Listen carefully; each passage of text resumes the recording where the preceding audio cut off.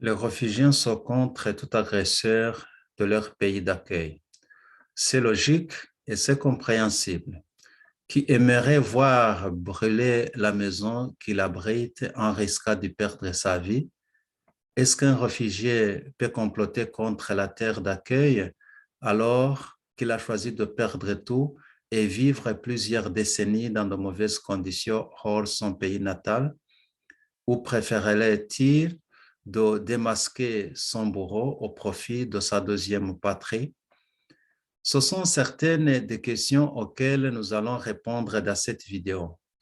Mesdames, Messieurs, chers téléspectateurs et téléspectatrices, bonjour ou bonsoir selon l'endroit où vous vous trouvez. Et grand merci d'être avec moi sur cette chaîne des bâtisseurs du pont entre les Rwandais. Je m'appelle Tulikonquiko François Xavier, porte-parole du cadre de concertation des organisations de la société civile et des partis politiques de l'opposition rwandaise, dénommé Bâtisseurs du pont entre les Rwandais ou Rwanda Bridge Builder en anglais. La quasi-totalité des membres de ce cadre des bâtisseurs du pont interrwandais sont des organisations créées par les réfugiés eux-mêmes. C'est une plateforme internationale dont la résolution de création a été prise le 24 mai 2020 par 36 organisations de la société civile et des partis politiques de l'opposition rwandaise se trouvant partout dans le monde.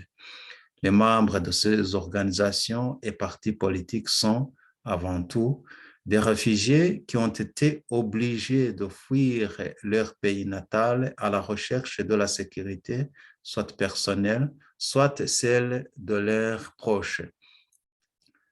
Parmi les principales tâches de notre plateforme s'inclut la défense des droits des réfugiés rwandais en Afrique. C'est pourquoi nous sommes directement concernés par la situation en RDC, où se trouvent des centaines de milliers de réfugiés rwandais. Le thème de cette vidéo est donc directement lié à la situation sécuritaire qui a empiré à partir du 23 mai 2022, date où le groupe terroriste appelé M23 a repris les hostilités en faisant la guerre dans diverses localités de l'Est de la République démocratique du Congo. Ce mouvement est abusivement appelé M23 puisque c'est l'armée du soi-disant Front patriotique rwandais qui opère sous cette dénomination.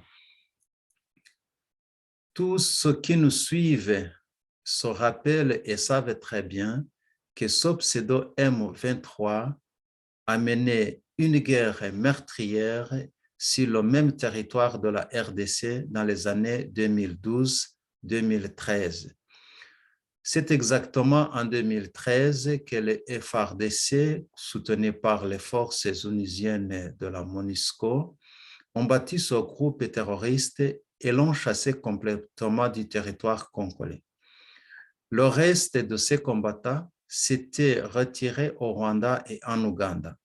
Comme nous le constatons, le régime de Kagame les a réorganisés et, en mai 2022, a relancé un nouveau cycle de violence au Nord Kivu. Malheureusement, certaines personnes mal intentionnées ou sans connaissance de cause voudraient associer les réfugiés rwandais en RDC aux atrocités que commet cette armée de Paul Kagame. À de telles personnes, nous disons fermement niet. Les réfugiés n'ont pas de relation avec ces atrocités. Les raisons sont nombreuses. Ils ont fui ce même criminel qui les poursuit comme s'ils étaient son gibier. Ils savent qu'ils ont préféré de vivre dans de mauvaises conditions pour sauver leur vie ou celle de leur parenté. Et ils ne veulent pas retourner chez eux puisque persiste le risque de perdre la vie une fois revenus dans leur pays où aucun droit humain n'est respecté, dans un pays où les jeunes et d'autres personnes disparaissent sans trace à cause de leur manière différente de celle du régime, de voir le management de la chose publique différemment. Comme ailleurs dans le monde, un vrai réfugié ne peut jamais comploter contre la terre d'accueil. Or, 3 décennies se sont écoulées depuis que les réfugiés rwandais ont perdu tout, ont été contraints de choisir l'exil et se sont vus abrités par le sol congolais. Ce dont je suis sûr et certain, c'est que ce réfugié préférerait démasquer son bourreau au profit de la RDC. Justement, il faut que nous aidions les pouvoirs compétents à bien connaître le criminel qui continue de tuer le peuple congolais et piller ses ressources. Il faut bien éclairer le chemin du combat contre le mot que le soi-disant FPR ne cesse de répandre. Il faut le démasquer afin d'épargner le peuple et ses institutions des pièges qui les guettent. Il est nécessaire de dévoiler au monde entier son modus operandi afin que soient stoppées les actions de ténèbres que les agents criminels du FPR commettent dans différents pays. Nous allons donc vous présenter un certain nombre d'émissions destinées à montrer le vrai visage du pouvoir installé à Kigali. En attendant, permettez-moi de vous lire le communiqué du 31 mai 2022 que le cadre des bâtisseurs du pont entre les Rwandais a publié en condamnant ce nouveau cycle de violence à l'est de la RDC. Communiqué du cadre Rwanda Bridge Builders condamna le nouveau cycle de violence à l'est de la RDC. Nous, membres du cadre de concertation des organisations de la société civile et des partis politiques de l'opposition rwandaise, en bref, cadre des bâtisseurs du pont entre les Rwandais, Rwanda Bridge Builders en anglais, condamnons énergiquement la recrudescence des meurtres sur le territoire de la partie de l'Est de la République démocratique du Congo. En effet, nous sommes profondément inquiets suite à la situation sécuritaire qui a empiré depuis le 23 mai 2022. C'est à partir de ce moment que, selon le gouvernement de la RDC, un groupe terroriste appelé M23 a repris les hostilités en faisant la guerre dans diverses localités de l'Est de la RDC. Ce mouvement est abusivement appelé M23 puisque c'est l'armée du régime criminel de Paul Kagame qui opère sous cette dénomination. Faudra-t-il rappeler que ce même mouvement avait été chassé complètement du territoire congolais en 2013, battu par les FARDC, renforcé par les troupes de la MONUSCO. Le reste de ces combattants s'étaient retirés au Rwanda et en Ouganda. Comme nous le remarquons, le régime de Kagame l'a réorganisé et a relancé un nouveau cycle de violence au Nord Kivu. À la suite des affrontements armés entre les FARDC et le pseudo-M23, des dizaines de milliers de personnes innocentes ont été obligées de fuir l'air de mer.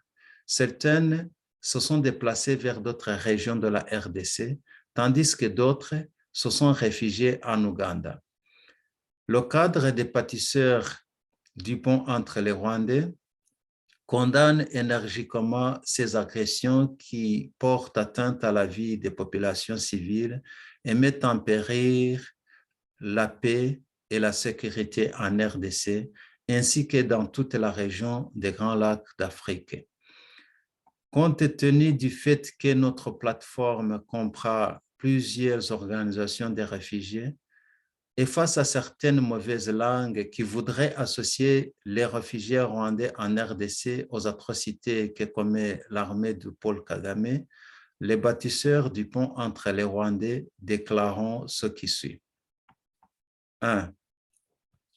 Presque 3 décennies, les réfugiés rwandais ont fui leur patrie, ne veulent pas y retourner aussi longtemps que restent intactes les causes de leur choix d'exil et n'ont pas de coopération avec le régime génocidaire et dictatorial de Paul Kagame.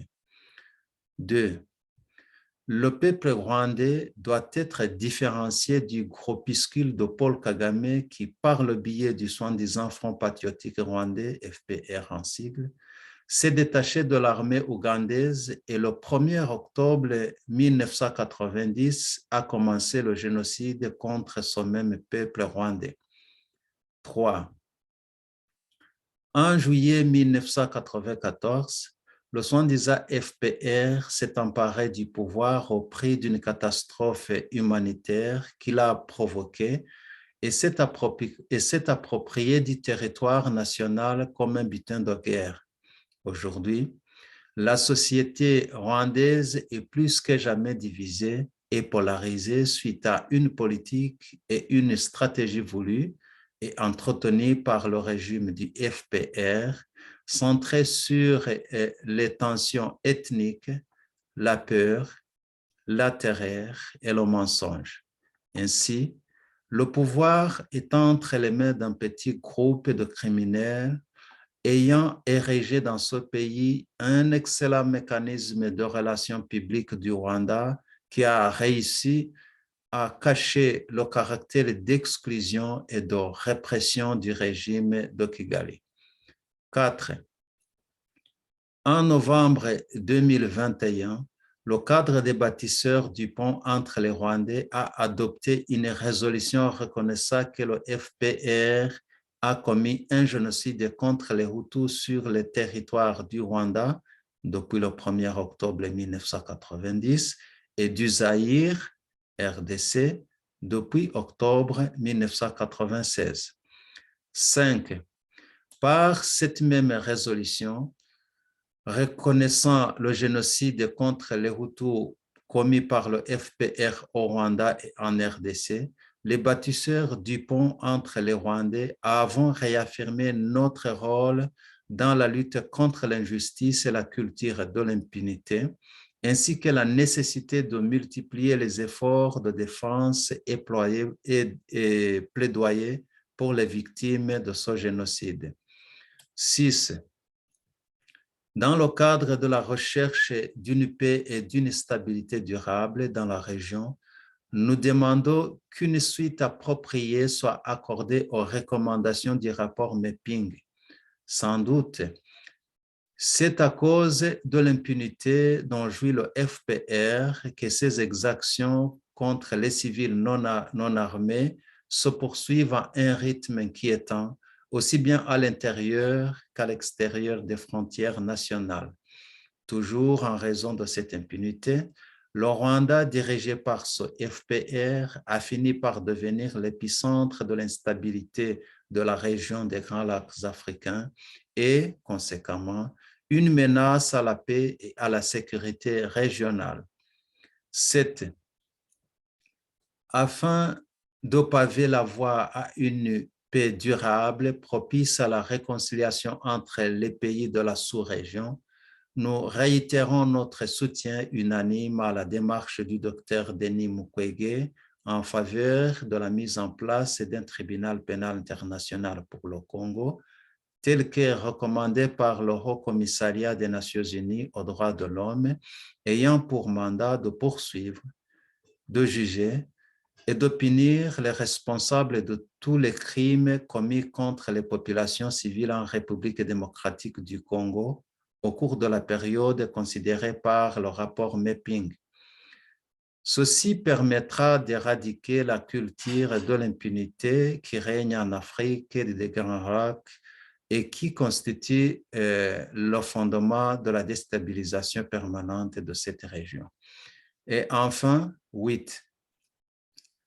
Nous relançons notre appel pressant du 11 octobre 2020 à la communauté internationale, aux pays membres du Conseil de sécurité des Nations Unies, de la communauté économique des Grands Lacs, de la communauté d'Afrique de l'Est, de la communauté de développement d'Afrique australe, de la conférence internationale sur la région des Grands Lacs et de l'Union africaine afin qu'ils soutiennent fermement et accélèrent considérablement les initiatives de paix engagées par le docteur Denis Mukwege pour éviter que la région des Grands Lacs africains ne devienne une plaque tournante du terrorisme international. Nous restons disposés à apporter notre contribution à la mise en place des solutions viables nécessaires pour la paix et la sécurité durable dans toute la région des Grands Lacs. Fait à Paris le 31 mai 2022, comité de coordination de Rwanda Bridge Builders. Donc, ce communiqué se trouve sur notre site, le site de Rwanda Bridge Builders. Donc, vous pouvez le consulter sur le site des bâtisseurs du pont entre les Rwandais, www.rwandabridgebuilders.org. Les mots Rwanda Bridge Builders en un seul mot. Donc, le site c'est, une fois encore, www.rwandabridgebuilders.org. Une fois encore, je vous remercie de votre soutien et à bientôt dans les prochaines émissions.